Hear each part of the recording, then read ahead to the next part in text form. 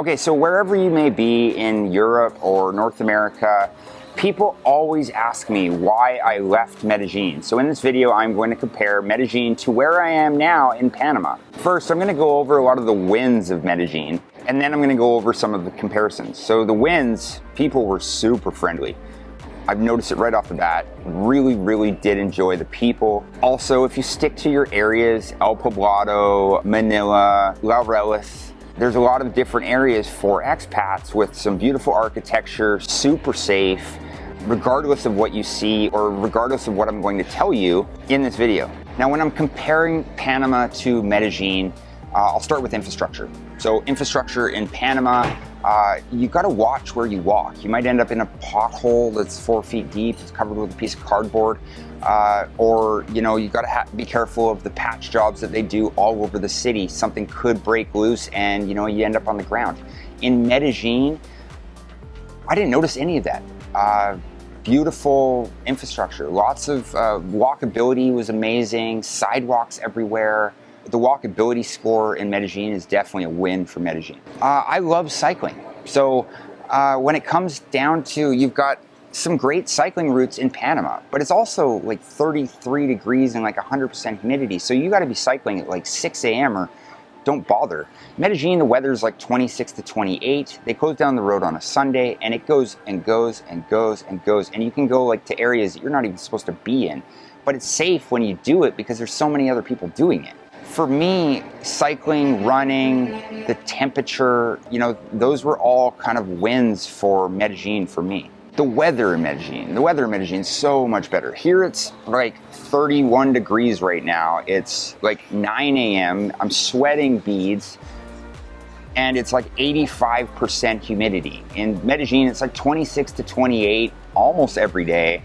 Yes, it rains, but it's beautiful green. It only rains for like 20, 30 minutes and then it just goes away. It's a lot more mild and therefore, you should be doing your homework when you go to places like Medellin. So in Medellin, you're supposed to be wearing pants a lot because it's part of the Colombian culture. You're not supposed to be wearing shorts. So it makes it a lot better when it's 26 to 28 degrees to wear pants versus 33 here or more. So in Medellin, I spent a good 8 months or so on and off. Because of visa restrictions, I had to come in and out of the country as you do anywhere in Latin America without residency. When you're comparing real estate in Medellin is stunning. You've got different options. It's a very Tulum vibe. It's very architecturally cool, lots of greenery. The apartments are just can be really wild. I've done many different videos on this channel about Medellin real estate. So Medellin's got a lot of different areas. It's quite a large city. So you've got El Poblado, Provenza, Laureles, I can never pronounce that properly. You start going up the mountain, you've got Las Palmas, you've got Alto de Las Palmas, you've got some amazing, massive mansions. You can turn a very good profit in Medellin by flipping homes. I know quite a few people that do it. They buy in at $180,000, they put $150,000 into it, so now you're at $330,000, and they rent out for $3,300 a month. You're making at least 10 to 12% every single year back on your investment, year after year after year. Panama has, this. Largest economy, reliable banking, just yes. It's also got beach properties, which are literally an hour away, starting at $175,000. It's got mountain properties like Boquete. There's tons of Canadians and Americans in there. Medellin is just basically amazing views and you're in the mountains. They've got luxury houses, they've got luxury mansions, they've got luxury apartments. There's a lot of different amazing opportunities in Medellin, but you are in the city versus Panama that has a lot more out of the city, if that makes any sense. So you're probably asking yourself, you're pumping the tires of Medellin, why did you leave? So I'll tell you a story. At about month 5.5, I ended up going to Rufus Du Sol. I went to a concert. It was chaos, unorganized chaos. I had VIP ticket, thought that would get you in quicker. Didn't. you know, don't really know why I spent the extra money. A bunch of people were pushing, and then I guess a bunch of people were pulling, so pulling phones out of pockets. I had a zippered pocket. I still don't know how they got it. I lost an iPhone 13 Pro. Then when I went into the concert, I gave my email, which you would normally do. Showed them some ID. I did have my passport and other ID on there, credit cards and other things. They told me that the ticket was invalid.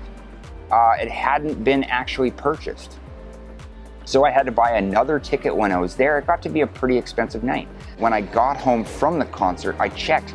It went through my credit card, it went through StubHub, and the money's gone. Also, the next day, what do? You start looking for another phone, whether you're on Facebook Marketplace, which I don't recommend in Medellin, or my real estate agent at the time recommended this place. It was close to El Poblado in a very, respectful neighborhood. They sell a whole bunch of used equipment like cameras and phones and everything else. It was recommended to me by many, many people. I go to buy an iPhone 13 regular, which I actually did a program on up here. And it ended up being like $1,000, but I needed it because I was shooting real estate. I needed a new phone. Everything was fine and dandy. Bought the phone. 2 weeks later, I go into Tigo, which is the carrier, wondering why my phone isn't working. And they're like, oh, your phone isn't working because it's blocked. It was actually stolen. So I go back to the agency where I bought it. They tell me, they're like, oh, no, the phone's not stolen. They give me another phone. The phone actually works this time. So you have to be very careful. Like, am I using a stolen phone from a place that was recommended to me by many different people? That's Medellin. You just have to be very careful. The thing is, and this happens in any city. You go to London, there's bad areas. You go to New York, there's bad areas. You go anywhere around the world, there's going to be a bad area. But this is in the tourist area. So you would expect there to be an extensive amount of police protection or something. So I really do like Medellin. It's overall, I really did try to stay.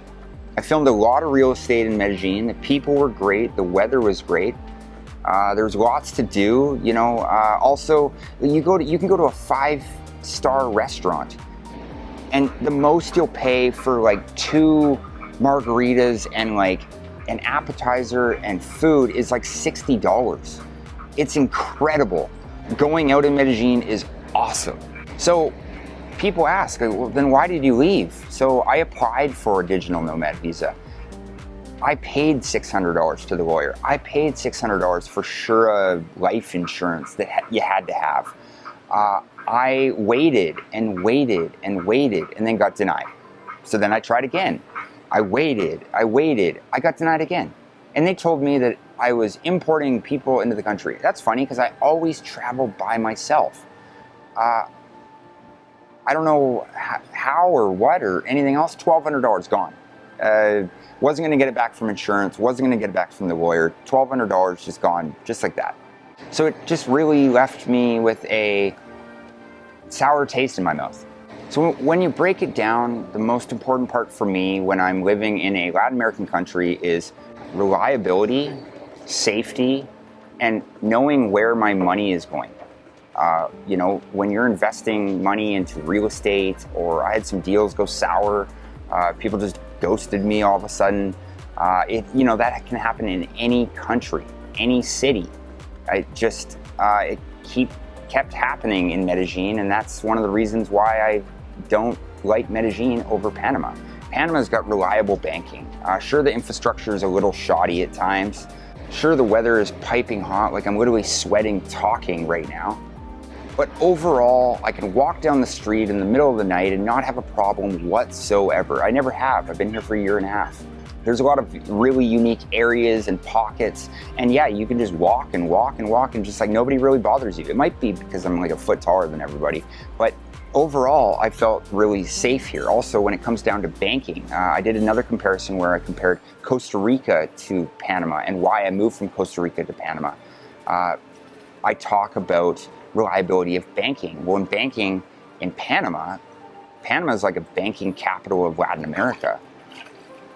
It's an international hub with a lot of foreign money and foreign exchanges. When it gets into real estate, there's also a lot more options in Panama. I noticed, from an hour away, you're on the beach, white sand beach, beautiful for, $175,000. In Medellin, you've got condos. It's a really big city. So you've got a lot of options with a lot of beautiful cities, and I'm sure an hour outside of the city, you could be at a waterfall or anything else, but you're not going to find a beach within an hour or an hour and a half vicinity. When I'm living in the tropics, I want to be close to the water. So if you like this video, make sure to check out my other videos and subscribe to the channel.